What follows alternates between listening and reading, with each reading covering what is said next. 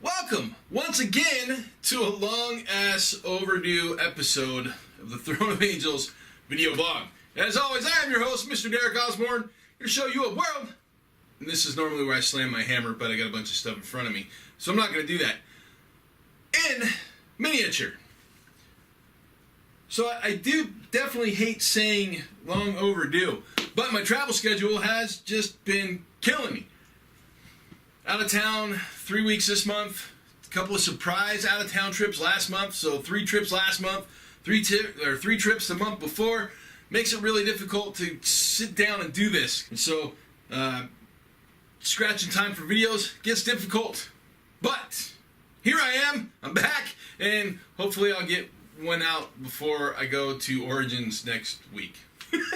So, basing. We are going to talk, or return to basing today in this episode because I love to hate it.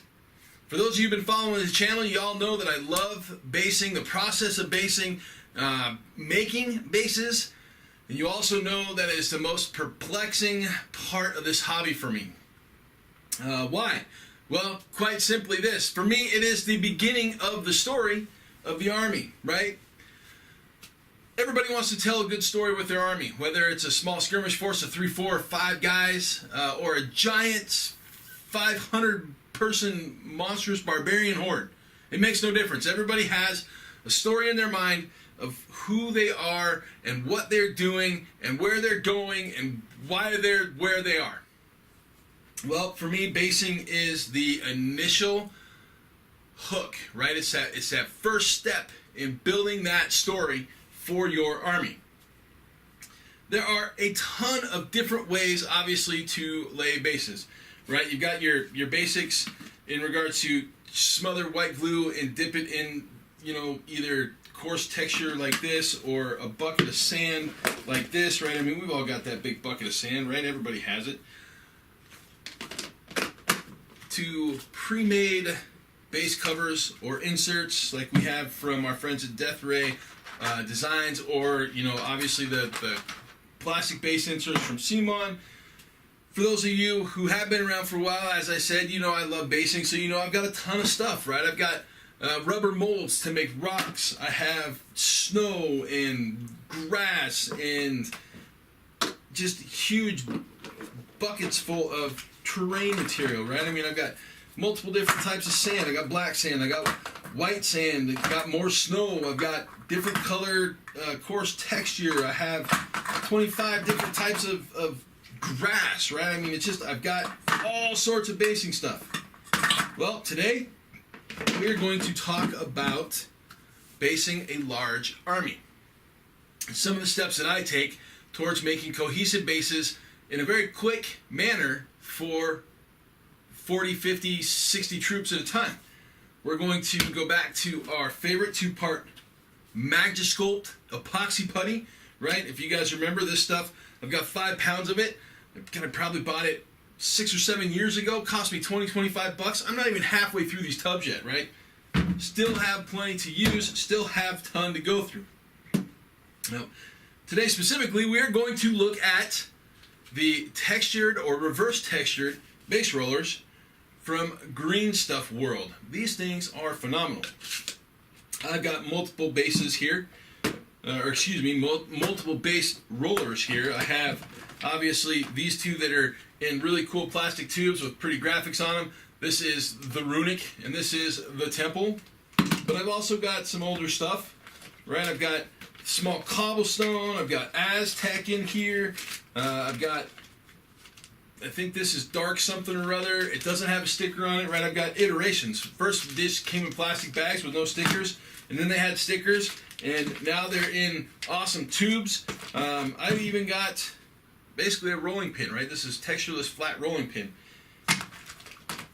There's rings that go on the end of them to help you determine how thick the stuff is going to be, but what I'm going to show you today really is how to roll it out in a clay roller, and we're going to use my favorite sculpting Vaseline. This is also from Green Stuff World. It's blue Vaseline. This stuff is amazing. If you don't have it and you do any type of putty work, whether it's with green stuff or with 2-part epoxy, or just any type of, well, Sculpey, or just pick anything, right? This stuff is amazing. It's probably one of my favorite additional, what I would consider necessary tools for this hobby. So if you don't have it, you need to get it. We'll also take a look at these cool little things. These are leaf stamps, right? The idea comes from, if I had to guess, probably scrapbookers, but I stamp out my own leaves, and they have leaf shapes. We'll look at them closely in a minute. So today we're going to do a quick tutorial on how to do numerous bases in a very short period of time and get some really great texture. So with that, dude, let's get started. Okay, as you can see, I've got a table full of stuff. What do we have here, Oz? Well, like I said, we've got our blue Vaseline. This stuff is important for a couple of reasons. We'll get to that in a second. We got a couple of rollers. We've got this one here, obviously is got no texture, or has no texture on it, excuse me. This is our runic roller, which is that one there. I also have a temple roller here, but it's still in its sleeve. And poster tack. I've got some wax paper. Wax paper is important. And I've already pre-mixed some putty, right? Again, this is 2-part Magic Sculpt. Again, you can get it online. Just do a Google search for it. Find it at Amazon. 5 pounds for $25 or so. It's easy to use, right? 1 part to 1 part, and you mix it together. Put a little water on your fingers to keep it from sticking to you too terribly much, and you're ready to go. We've got some basic sand over here. I've got, I don't remember what this stuff is called, but it's coarse turf. I think that's what it's called, actually, coarse turf. We've got a base we'll take a look at. A couple of leaf punches, we'll take a look at those in a second here. But first thing we're going to do is we're going to take our blue Vaseline and we're going to apply it to the rollers of our putty roller. And basically what I do is I just simply roll it and apply it. And this takes, a couple, 2-3 applications. It's not a big deal. But you want to make sure that you get it on the entire surface of the roller. Otherwise, your putty tends to stick to it and it creates this giant mess. You got to clean it up. It's a whole lot of not fun. Trust me, I've been there. So this blue Vaseline is worth its weight in gold when it comes to this process. Now, you might be looking at this roller going, Oz, what the hell is that thing? Well, this is really simple. It is a putty roller. It's literally what it's made for. I picked it up at Hobby Lobby, I think for $15 or something like that. You can get them at Michael's. If you don't have a local hobby store, you can get them online. $15-20. They've got various settings, right? You've got basically 5 all the way up to, well, 3. Basically, as you can see, it just changes the width of the roller, or the distance between the rollers, the width of the empty space between the rollers. Now I always keep a nice old dirty rag around so I can, well, basically just rub stuff off my hands. And the first thing I'm going to do is I'm just going to flatten this out a little bit. Am I in frame? Yeah, I'm in frame. Look at that. Woo! All right, I'm going to flatten this out a little bit. I'm going to pick my width. On the last one, I did something really thin. I think I went all the way up to 9. Here, I'm going to go, what are we on, 5 or 6? 5 or 6. And you're literally just going to roll it in nice and slow. And it comes out on the other side all nice and flat. Man, that's beautiful, isn't it? It is beautiful, but I don't like nice and flat like that. I like nice and flat like this. So I generally fold it in half and go through a second time. And that's just mainly to create kind of a bigger, blockier shape. Right now, you can do it multiple times, however you want to. It makes zero difference at this point or this stage. Just create the width and the length that you want to see, right? So, wax paper. Wax paper is important. Wax on, wax off. Now, again, I'm going to take my flat roller and I'm going to apply a quick layer of this blue Vaseline to it. And I'm just going to roll it out right quick. Get this gunk off my hands. Change that camera. Sound effects, professional. And I'm just gonna roll it, right? So sometimes you'll get it to stick. If that's the case, put your finger on it. Man, that's easy. Okay, so at this point, again, I'm gonna go back to the blue Vaseline, and I am going to give this a nice coat, because otherwise you're gonna have putty all in your texture roller, and that is kind of a pain in the butt. But that's what the blue tack is for. I'll show you in a second. Okay, quick, easy, simple. And this stuff, obviously, once it is cured, I just run soap and water over the top of it. Okay, I want to get this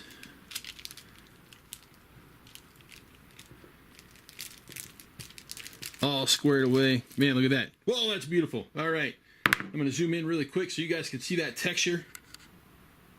Check that out. That's killer. Okay. Now, the long part. The part that takes forever. Curing, right? So it takes about 24 hours for Magic Sculpt to completely cure. So I will obviously let this sit overnight. But because I've done this so many times before, and quite honestly because I made one specifically for this video, I have a nice cured piece right here.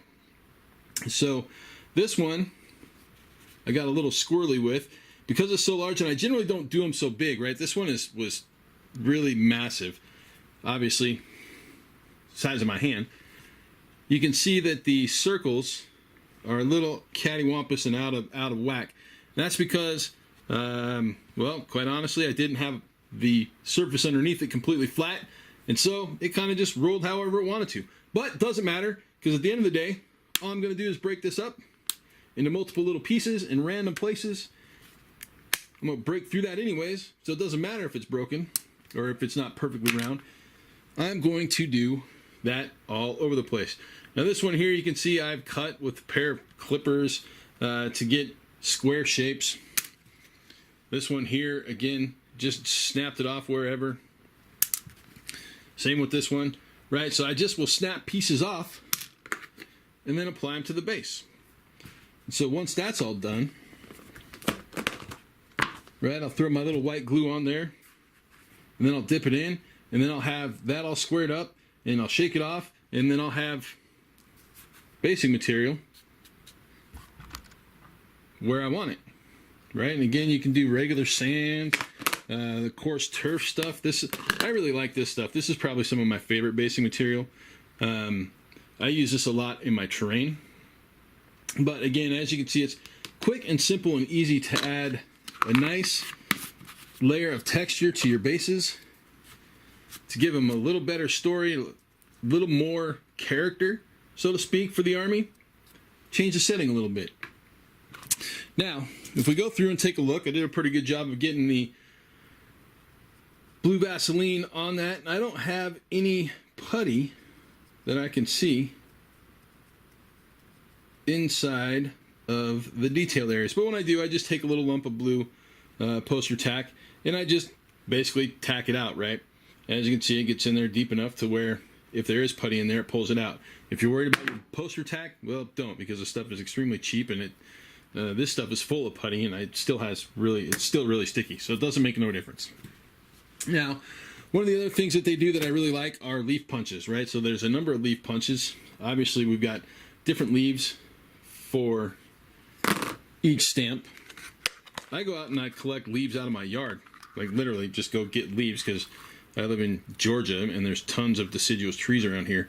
As you can see, I have all different colors. This is my fall mix. So basically I'll go out at different times of the year and I will create different mixes, right? So during the autumn, I've got an autumn mix, which is kind of orange and yellow. This, obviously, my fall mix is just browns. The winter mix is not worth looking at, so I don't do winter mixes because the leaves are rotten and gross and they stink. But spring and summer, obviously, greens and brighter greens. So some things you can add to your bases after the fact. But as you can see, so quick, so simple. Even with all the prep work, it took me about 5 minutes. That's enough basing material for 20 bases. It's a great way to go. It's an easy way to get things done. Again, once this cures, I'll basically do the same thing I do with my miniatures when I'm prepping my miniatures. I'll give it a quick bath in a little warm water with some dish soap and scrub that Vaseline off with a toothbrush. Now, with that being said, we are done with this quick demonstration, and we'll just hit the wrap right quick. And the wrap is really quick and really simple, just like this tutorial. But again, quick, simple, and easy. You just snap off pieces to literally lay on the base, right? You can snap it off by hand, like that, or I grab some clippers and cut some, right? Because I have a thicker one here that I did, I believe, at a 5 or a 6 on the roller, just so I could layer it up a bit, right?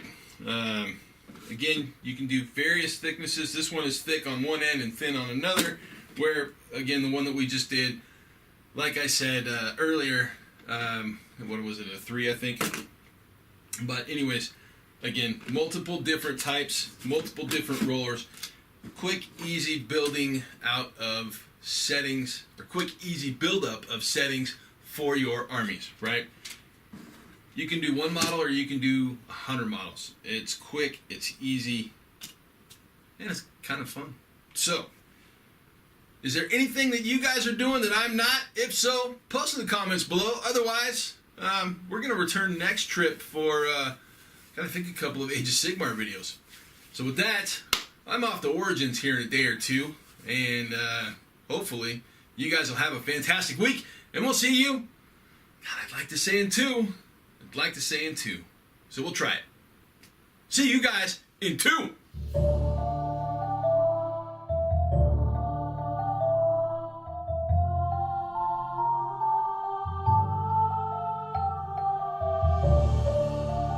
Ha ha ha ha ha!